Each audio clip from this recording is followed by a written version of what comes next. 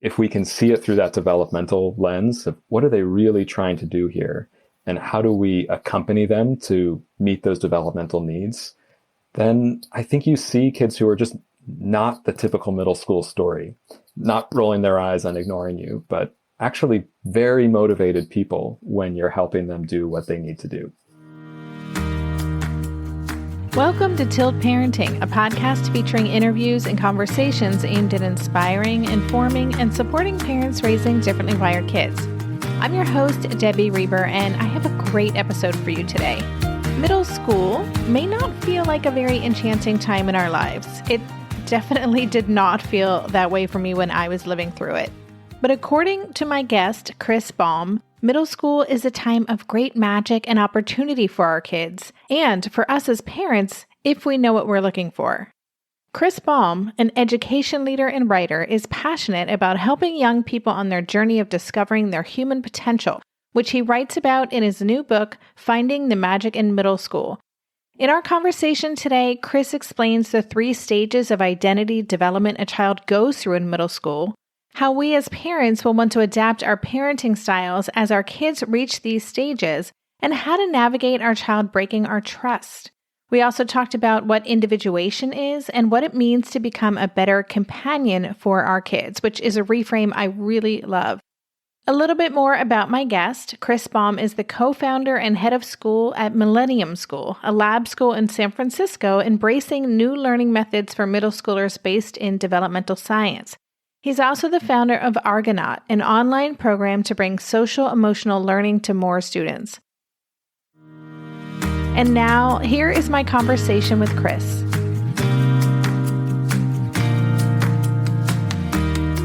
Hey, Chris, welcome to the podcast. Thanks, Debbie. It's great to be here. I really enjoyed your book, and I want to really dive into that. But before we do, I always ask people to tell me a little bit about their personal story and their personal why. I know you have a really interesting background, so maybe you could just tell us some of the highlights about how you came to be doing what you're doing. Yeah, thank you. I think maybe like a lot of people, I got into this by heading in the opposite direction and life turned me around. You know, I was an unhappy middle schooler and high schooler for that matter. I thought school was boring. I didn't know how to connect with people. I just kind of marched through it. Went to college thinking, I'm not sure what I'll do, but it will not be education. That was the one thing I was confident about. And so, of course, here I am through the course of business school and other adventures. I realized it's hard to avoid the conclusion that if you want to do something good for the world, it's going to involve kids. And so I became a student teacher to try to test out if that was really for me, and got placed in a 7th grade classroom. Not my plan. Don't even know if that was anyone's plan or just random. And got hooked pretty quickly, partly because I think middle school is such a fascinating time of life and so underappreciated. And partly because the school I was in and the system I got exposed to was so dysfunctional that I felt like I could contribute here somehow. And then, 20 years went by and here we are. And I've been a teacher, run a nonprofit working with middle school kids, and then started a middle school. And then, of course, finally wrote this book about those adventures and what I've learned about middle schoolers along the way. That's great. Yeah, I do agree. Middle school is such an interesting time. Before I started Tilt, I spent many years writing books for teenagers and tweens, mostly because I too had a terrible experience as a middle schooler, as a teenager. I considered myself to be a recovering teenager, and I really wanted to support those kids. And there was a book I just want to mention. Have you heard of the book, Not Much, Just Chillin'? Did that come up in your research? No, I'm adding it to my list. It's a fascinating look at middle school, and it came out in the early aughts, I think, and it really blew my mind a bit about what was really going on in the lives of middle school students. So very different book, but I wanted to add it to your queue. I'm sure you have a very extensive list that you're getting through at any given time. It's true, but that sounds like a good one. I think the story is still so strong about how we think middle school is going to be. I mean, I was at an event last night for elementary school for my kids, and one of the speakers made the comment of, enjoy elementary school because middle school is coming and it'll be the worst years of their life. I was just thinking again, wow, talk about a self-fulfilling prophecy. We all hold this negative belief and then we make it come true. And it does not have to be that way. Well, that's a great pivot because the title of your book is Finding the Magic in Middle School. And as you just said, I don't think it is a time that many of us would ascribe the word magic to. And so I'm just wondering, as a starting point, what do you find magical about middle school? Why is that such a perfect word? Yeah, thank you. I mean, first thing I would say is from a neuroscience perspective that we know there are two peak times of brain growth in our whole lifespan. And those are early childhood and early adolescence. So roughly speaking, 0 to 5 and the middle through mid high school years. So those are probably the hardest years to be a parent because of how much change is happening. And I have kids on kind of both ends of that spectrum. So I see it in those different ways, but they're also the most opportune years. And the middle school years in particular, Maria Montessori, more than 100 years ago, said, this is when the social individual is created. And I think that observation has really been borne out in the research since then, that you are recreating your whole self, your whole identity as a social person. You can pick up all the things that are going on around you, who's in group, who's out group, where status is, where hierarchy is. And that causes you to have to rethink everything about yourself. And for me to get to be with a young person who's figuring out what their authentic identity is, now that they can pick up all the things that you and I pick up as adults in terms of the social world, it's such an opportunity to help them make sense of that and to be with them while they're changing that much.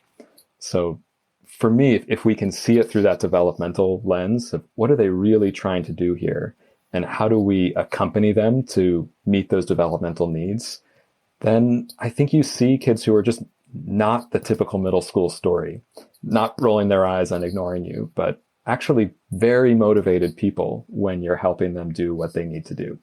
Yeah, it is a real reframe.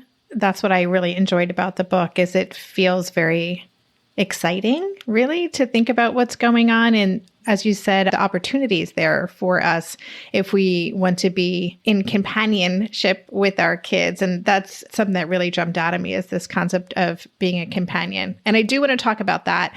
But before we even get into it much more deeply, I wanted to just acknowledge that we're talking about middle schoolers, but you also just said this really can go up through mid high school. We also know that neurodivergent kids, many of them, if not all of them, are on a different timeline. So their social emotional age may not match their biological age. And so just for listeners, I think this really applies to our kids and such a broader level in terms of what's really going on with them as they consider and forge their identities, right?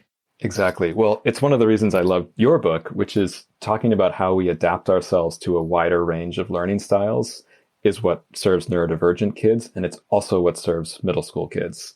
Because as they start to accelerate their development just based on brain changes, development does not have an equal, even pace across kids, even in, quote unquote, neurotypical, if that's even something that exists. So I think that same spirit of following the kid and being more of a guide and companion to them versus expecting lockstep movement, it really serves for any population of middle school kids that I've seen. And I just want to acknowledge for all of us, it would be a lot easier if it was this very linear process with just a straight up slant, even if the slant wasn't so severe, but that's not what it looks like. It's very back and forth and messy. So just putting that out there. You mentioned identity, and you do talk a lot about that. I really appreciated these key steps to identity development that you outlined. I don't know if I have read it in that same way. So would you take a few minutes to talk about the 3 stages of identity development in a kid? Yeah. So in the book, I talk about kind of 3 core questions that middle schoolers are driven to answer, and then 3 stages they go through as they're answering it. So maybe I'll start with that piece. Ground zero for a good middle school experience is a sense of belonging. When they first kind of arrive on the social scene and because of brain changes, they're picking up all these details that they hadn't noticed before about friendships and groups. usually the very first thing that happens is a fear and a question of, do I fit in? Am I welcome here? Do I belong? And if they're not sure about the answer to that, it's really hard to go anywhere else.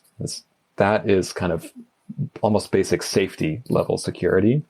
So that very first stage of identity development is you're willing to do almost anything to belong, willing to conform, willing to forget parts of yourself, willing to copy someone else.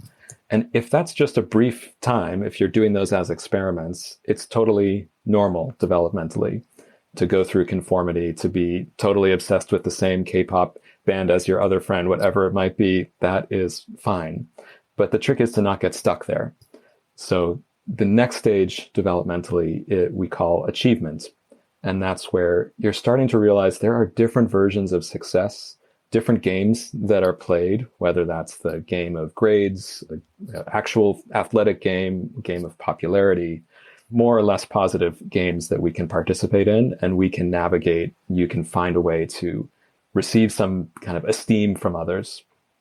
And then the last stage, and the one I hope middle schoolers can get to with the right support, we call authenticity. And that's where you've learned to belong and you've learned how to play games, but now you're choosing the games that feel important to you to play. So maybe you don't care about the popularity game and you're comfortable being yourself, which is a huge theater nerd, or whatever it might be, combination of interests and passions. That is an ideal outcome from these early adolescent years, that you've noticed that you're in a social world and you're still comfortable. You return to being comfortable being yourself.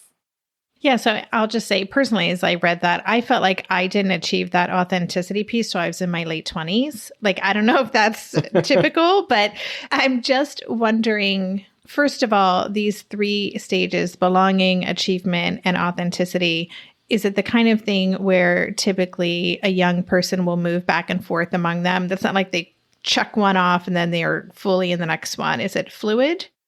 Yes, I think, and there's interesting research behind this, that when we enter a new chapter or a new challenge, even as adults, like say you take a new job and it's quite different from the last one, maybe different industry, you'll go through the same three steps of, oh shoot, do I belong here? Was this a good idea? And then achievement, I can actually be valued for my contribution. And then authenticity, here's what I actually love to do here. So I think we repeat the cycle. The difference for middle school is that it's their first time going through that cycle. So the intensity is up there.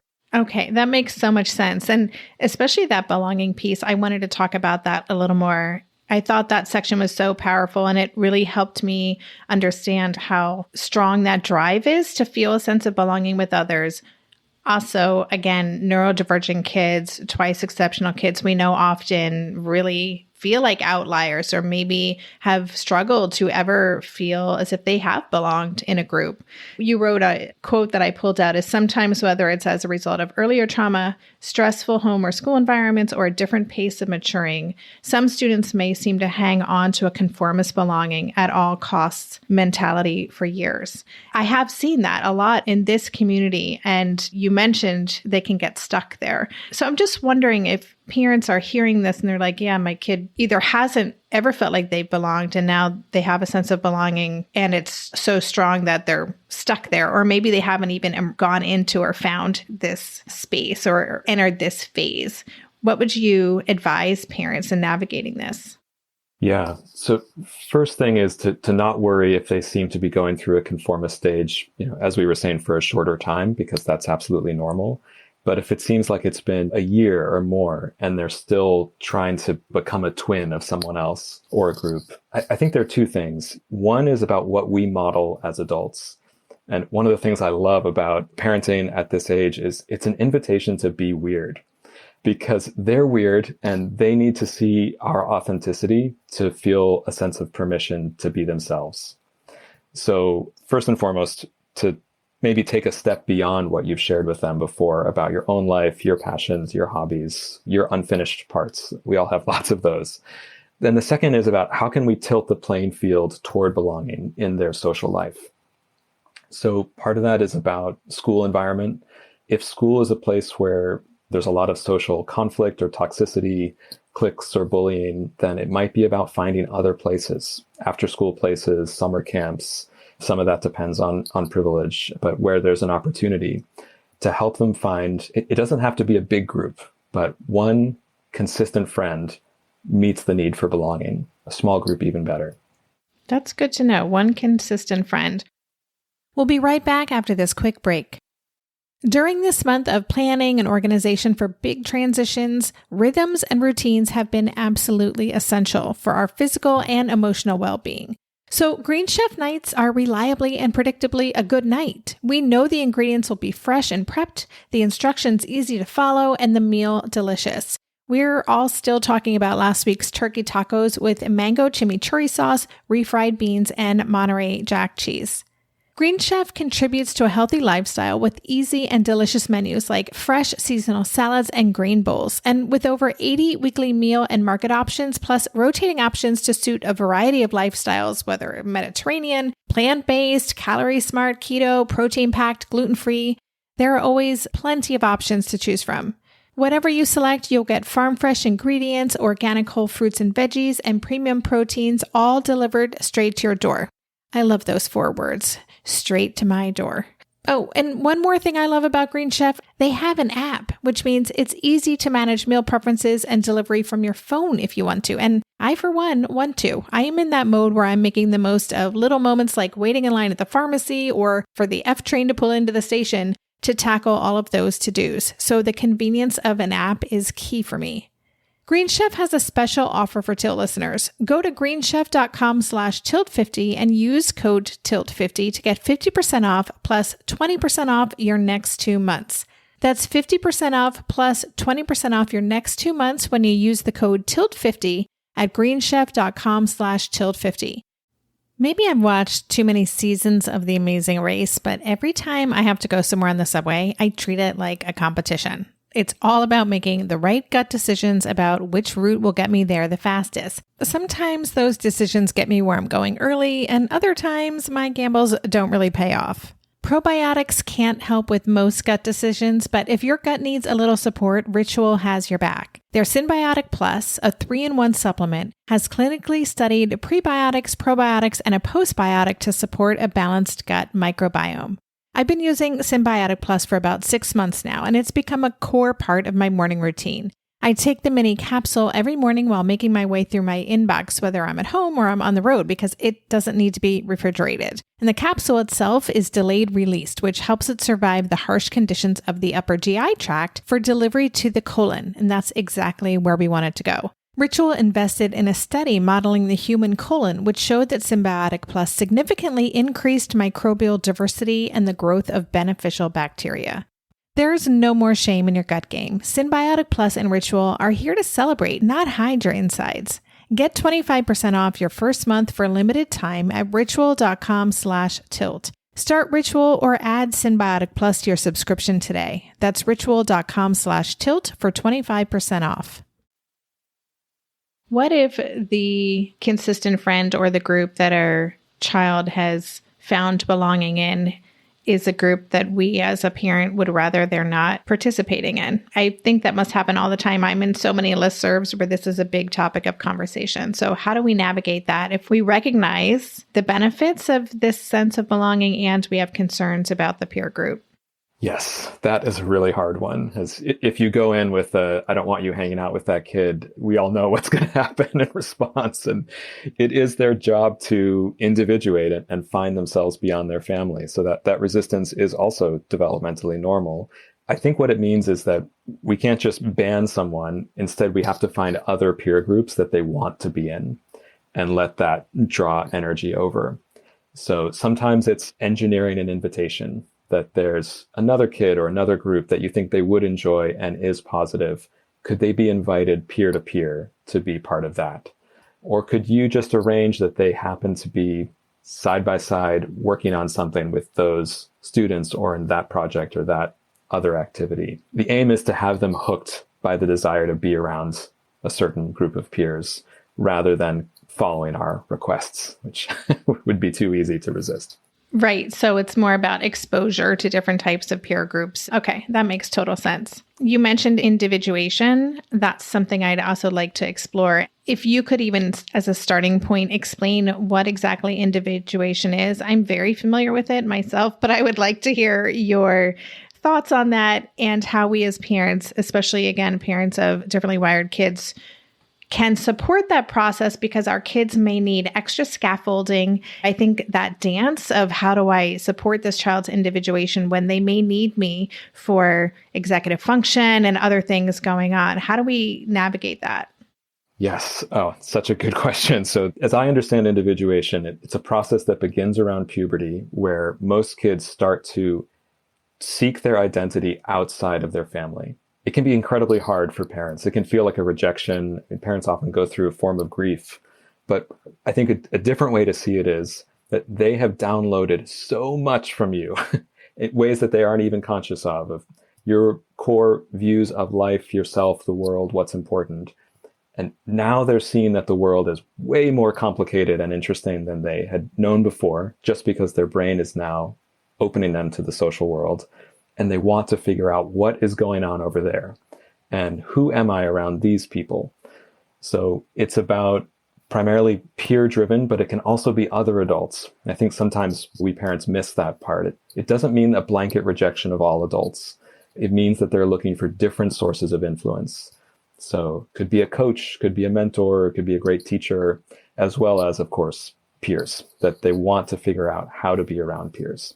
Before we talk about how to support kids in a way that feels authentic, especially with scaffolding, I just want to say I appreciate that you pointed that out because I think it is hard for some parents to see their child bonding with maybe a relative or a teacher and having a private relationship with other adults, whereas that used to be the relationship they had with their child. And so I would just encourage parents to think of that as such a positive thing, to have other trusting adults in our kids' lives who they feel safe and in relationship with to talk about things. I think is such a gift that we as parents can give our kids, that trust and being like, I respect this relationship and I don't need to be involved in all of the little details. Exactly. I mean, the idea that one or two parents can provide everything a kid needs, I think doesn't make sense at any age. And it especially doesn't make sense when they're becoming tweens and teens and their world is opening. Yeah. Going back to then the scaffolding piece, I made a note here of something you talk about called the anchoring effect. That really resonated. You describe it as the way many adults let their early impressions of young people guide them. We see our kid as this person who can't do X, Y, and Z. And as a result, we can sometimes miss the growth that they have done and that they're so much more capable than we give them credit for. What advice do you have for parents to test the waters then and see what their kids are ready for and to support them in this way? Yeah, thank you for raising that. I think that is maybe the biggest source of conflict between parents and tweens, that we tend to underestimate what they're ready for. We're still remembering them as, 6-year-olds, and they tend to overestimate what they're ready for. And there's a big gap there that can create a lot of conflict. I think the first, maybe just simple thing is that if we're in our comfort zone as parents, we're probably holding them back. That what is comfortable for us is probably where they were 2 years ago. So it doesn't mean you suddenly give them the keys to the kingdom, but I think one step beyond your comfort zone is wise, and they'll feel trusted and they'll feel like you get them because they've probably been thinking, why are you holding me back to some extent? And always knowing that you can treat things as experiments. It doesn't mean suddenly from this day forth, you have the right to stay out as long as you want. No, it's saying, let's try an experiment next week where I'm not going to remind you about X and you can go do this. And then we'll debrief. We'll see, did that go well? What did you learn from it? And that can invite a different kind of conversation. Yeah, I love that approach and the reminder that there really is nothing comfortable about parenting. I know that many of us would like that not to be the case. This is a topic of frequent conversation between my therapist and I. And you talk about doing inner work, which is another thing I love. That's something I talk a lot about at Tilt Parenting. But a lot of this is about doing our own work so that we can be more comfortable in the discomfort. Because as you said, and as the research shows, like these are all not just natural, but critical processes for our kids to go through. These are stages they have to go through in order to progress. And I feel like we know this intellectually, but really kind of having a felt sense of this is okay and this is what's meant to happen is a totally different thing. I couldn't agree more. I mean, if I had to just say one word that I think sums up so much of this book, it's trust. That they deserve more of our trust than we give them. They're not perfect either. They're going to make many, many mistakes because that's how we all learn, but they're worthy of more trust. And when we trust them, we tend to see better versions of themselves. And we might have the chance to relax. It's not going to make it easy. I get that as a parent, but some trust goes a long way. You brought up trust, and I do think that is such an important thing. And the reality is sometimes our kids are going to make mistakes or they are going to break our trust. And so how do we navigate that then if a child breaks our trust? You mentioned experimentation, so I imagine that's a part of it, but how do we navigate that kind of a situation? Yeah, I think first thing is something I know you mentioned in your book as well, which is the importance of having parent community. That if you feel like you're at this alone, it's going to be overwhelming without doubt. So having other parents you can laugh and cry with, have a glass of wine with, will be very helpful. And then second, I think we all are going to get triggered by our kids sometimes. And when we notice that big emotional reaction in ourselves, to try to pause if we can and trace back whatever behavior or statement just got us triggered, trace that back to a developmental need and say, I know that they were sincerely working on something for their growth, but something went sideways in the course of that from there to their behavior.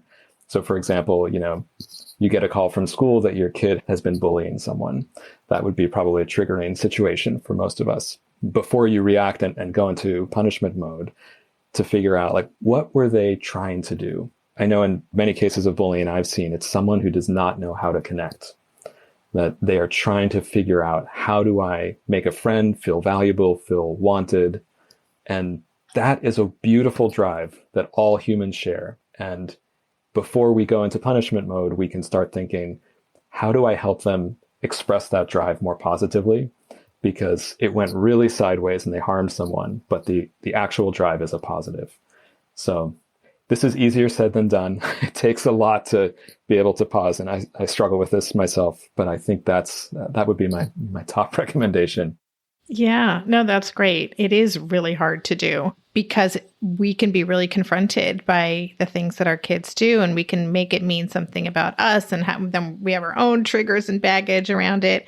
I love this question. What were they trying to do? That's something I talked about in Differently Wired. And there's an ADHD coach named Anders Ronau who first mentioned that to me, that reframe.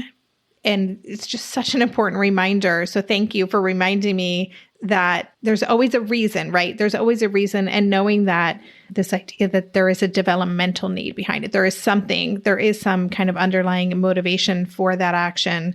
In most cases, I would say 99.9% of the cases, it's not like a decision by a child to do this terrible, offensive, obnoxious thing. There's this underlying need that they have, or driver.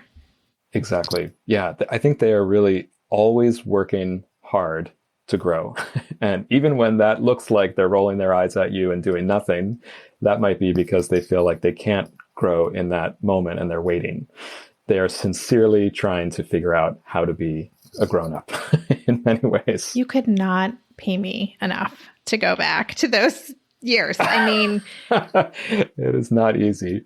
It was not easy. Again, I spent years really reparenting myself, which is why I kept writing books for teenagers. I'm like, okay, if I could save any teens from this mistake that I made or from this situation, this is just such a nice reminder about what an incredible time it is for these kids and how much they do need us, and that we can be in relationship with them in a way that feels a lot better than this kind of conflict or power struggle that so many parents tend to be in with their tweens and teens. We'll be right back after this quick break. Hey there, it's Debbie. I love making this show and sharing conversations about how to support our awesome neurodivergent kids. I've seen how even one little insight from an interview can spark a big shift in daily life. But I know that raising complex kids can be messy and lonely. And just when we think we figured it out, something comes up that boots us right back to feeling overwhelmed and stuck. That's why I've poured everything into creating a way for parents like us navigating complex parenting journeys to join together and chart a path that feels positive, hopeful, and doable. It's the brand new Differently Wired Club experience. In the club, you'll get personal support from me and other seasoned parent coaches, 6 live calls every month where you can connect and get your personal questions answered, the opportunity to learn directly from authors and experts like I have on this show, monthly themes for getting specific and tactical, an exclusive private podcast feed, and the best, most generous community of parents. Seriously, these folks show up for themselves and each other, and that right there is really everything. Because it's a daily reminder that we're not alone. Our kids aren't broken, and we have totally got this. The recently rebooted Differently Wired Club is on a brand new platform with its very own iOS and Android app. It is such a great space.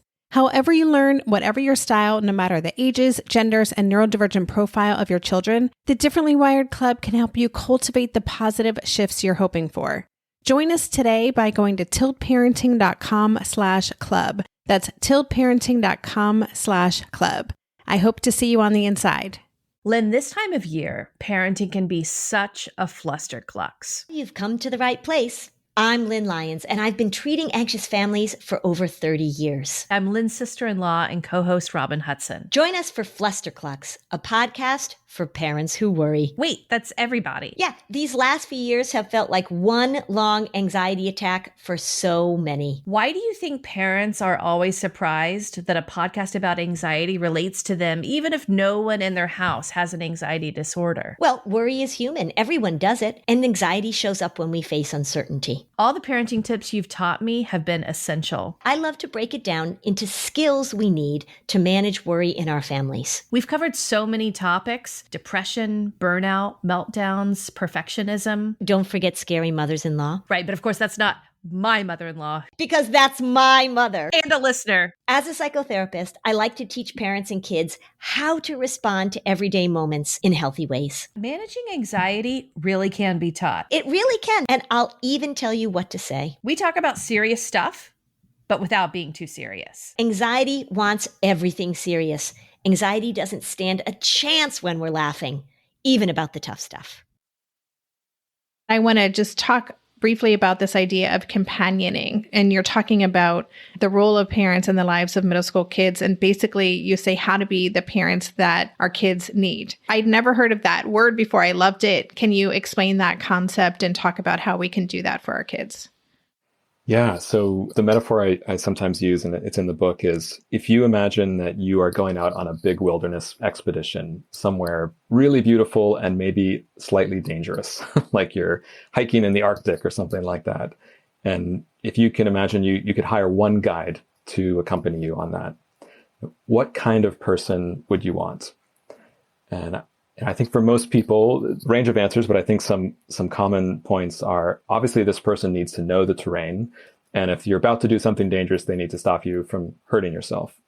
But most of the time, if you've just hired a guide and this is your trip and your adventure, you don't want someone who's constantly lecturing you or only talking about the dangers. Hopefully they're enjoying themselves and they're pointing out things that are beautiful and they are appreciating you and listening and letting you have your adventure. So I think that is our job description, that if you see an adolescent as someone on an epic adventure, an adventurer doesn't need a boss traveling with them. They need a good companion, someone who will jump in when they're about to hurt themselves, but most of the time is there to help them enjoy the adventure. That's the idea of companioning.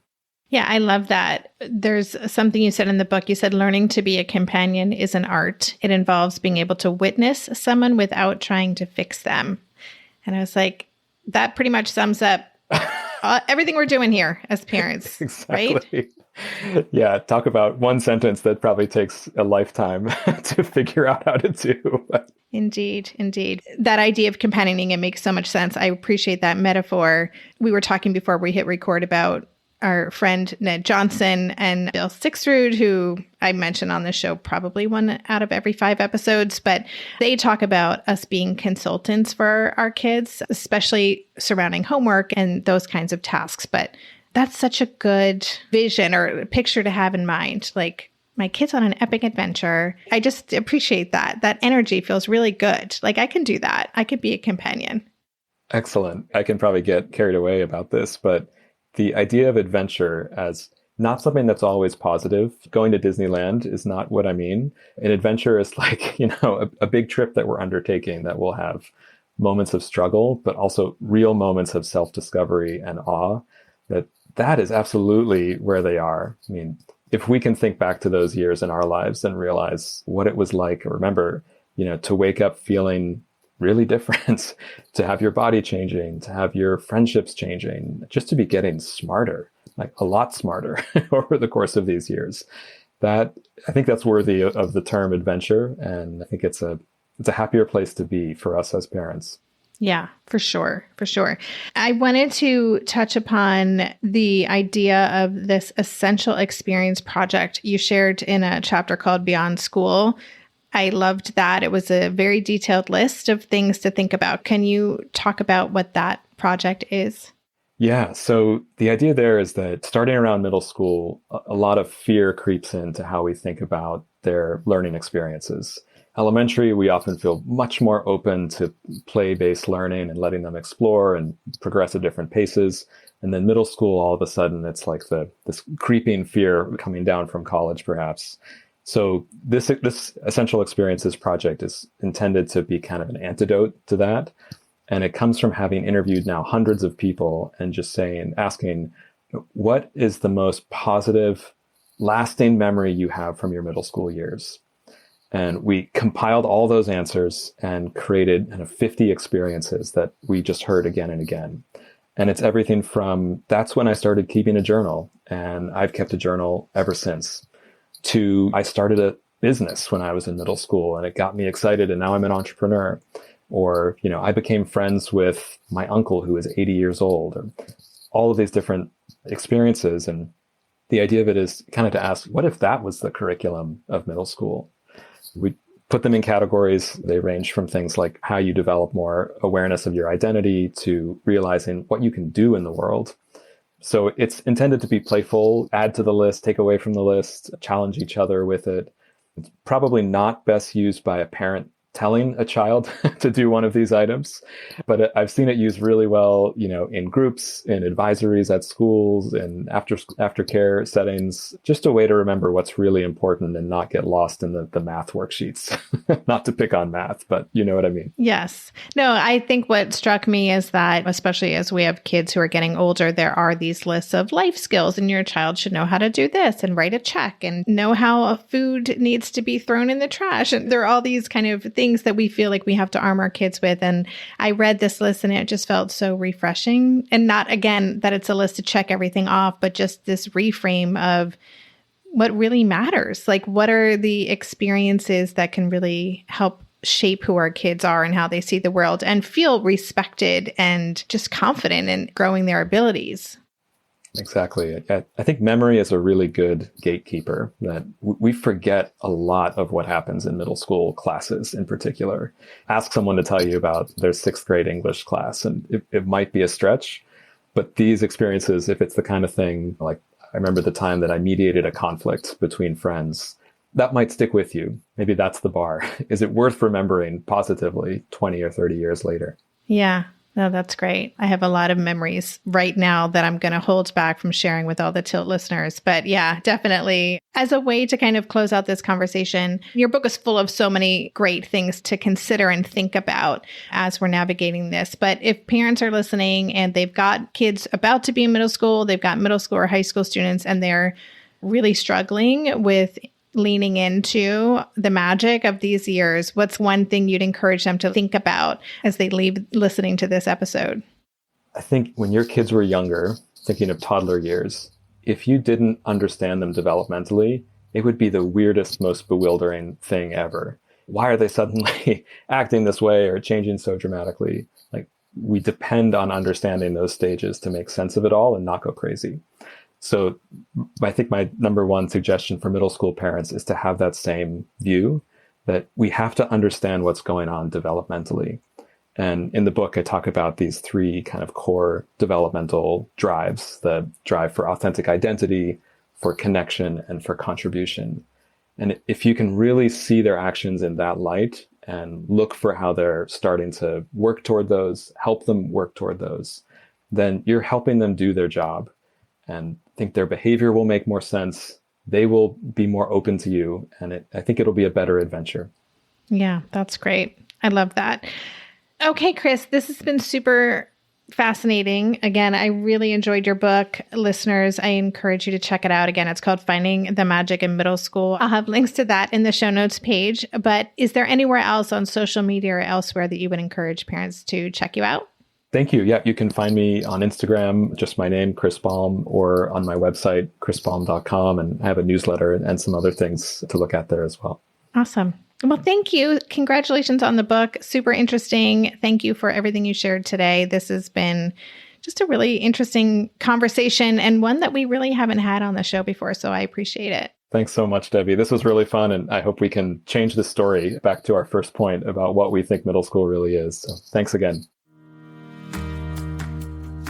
You've been listening to the Tilt Parenting Podcast. To go deeper into this episode, visit the extensive show notes page. For every episode, there's a dedicated page on my website with links to all the resources mentioned, a full transcript, and a podcast player with key takeaways marked so you can easily go back and re-listen to the sections you're most interested in. Just go to tiltparenting.com/podcast and select this episode. The Tilt Parenting Podcast is hosted by me, Debbie Reber, author of the book Differently Wired and the founder of Tilt Parenting. This episode was edited by Andrea Curtis Amasquita, and show notes were put together by myself, Andrea, and Lindsay McFadden. If you get a lot out of this podcast and want to help cover the cost of its production, please consider joining my Patreon campaign. On Patreon, you can sign up to make a small monthly contribution, as little as $2 a month, and it's super easy to sign up. Just go to patreon.com/tiltparenting to learn more, or click on the Patreon link on any show notes page. To follow Tilt Parenting on social media, go to @tiltparenting on Instagram and Twitter, and on Facebook. Lastly, please help this podcast stay visible and easily found by the listeners who need it by subscribing and leaving a rating or a review on Apple Podcasts or wherever you listen to podcasts. Thank you so much. And that's all for this week. Stay safe, stay well, and take good care. And for more information about this podcast or any of the resources that Tilt offers, visit tiltparenting.com.